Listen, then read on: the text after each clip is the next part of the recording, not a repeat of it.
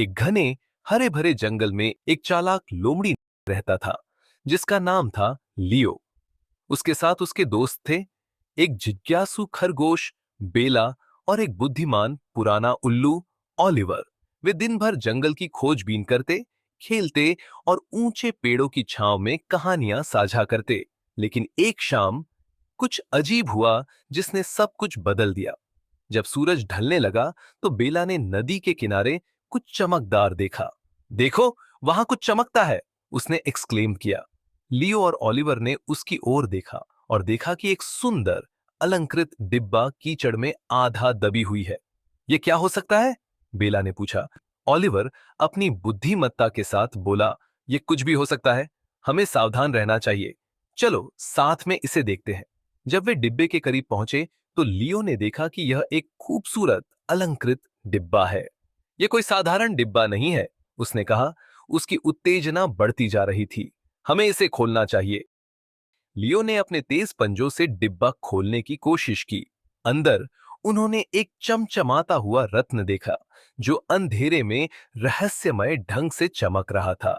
जैसे ही उन्होंने इसे छुआ, जंगल में एक अजीब हवा चलने लगी और तापमान अचानक गिर गया। अचानक एक गहरा गर्जन सुनाई दिया। दोस्त ठिठक गए। झाड़ियों के पीछे एक बड़ा भयानक बाघ निकला जिसकी आंखें चमक रही थीं। कौन है जो मेरी खजाने को परेशान कर रहा है? बाघ ने गरजते हुए कहा। उसकी आवाज गूंज रही थी। लियो, जो बहुत चतुर था, ने बेला और ओलिवर से फुसफुसाते हुए कहा, हमें एक योजना बनानी होगी। पैनिक मत करो, ओलिवर ने सलाह दी। हमें समझदारी से सोचना चाहिए। इस बाघ के पास अपनी खजाने को सुरक्षित रखने का कोई कारण होगा। बाघ ने उन्हें और करीब से देखा और अब वह जिज्ञासु था। एक खजाना? उसने पूछा। उसकी रुचि बढ़ रही थी। हाँ, ओलिवर ने आत्मविश्वास से कहा, हम तुम्हारी मदद कर सकते हैं। अगर तुम हमें यह रत्न रखने दो तो हम तुम्हें तुम्हारा खोया हुआ खजाना खोजने में मदद करेंगे। बाघ, जो अभी भी सतर्क था लेकिन अब रुचि रखता था, ने सहमति जताई। ठीक है, लेकिन अगर तुम असफल होते हो तो मैं तुम्हें जंगल से जाने नहीं दूंगा। दोस्तों ने जल्दी से काम करना शुरू किया। उन्होंने बाघ से उसके खोए खजाने के बारे में पूछा। उन्होंने सीखा कि यह एक प्राचीन वस्तु थी जो झरने के पास की एक गुफा में छिपी थी और उसके चारों ओर जाल बिछा हुआ। जब वे मिलकर यात्रा कर रहे थे तो तनाव स्पष्ट था। वे घने झाड़ियों से गुजरे, संकीर्ण रास्तों को पार किया और अंत में गुफा के पास पहुंचे। लियो की तेज बुद्धि और ओलिवर की समझदारी ने उन्हें जालों को पार करने में मदद की।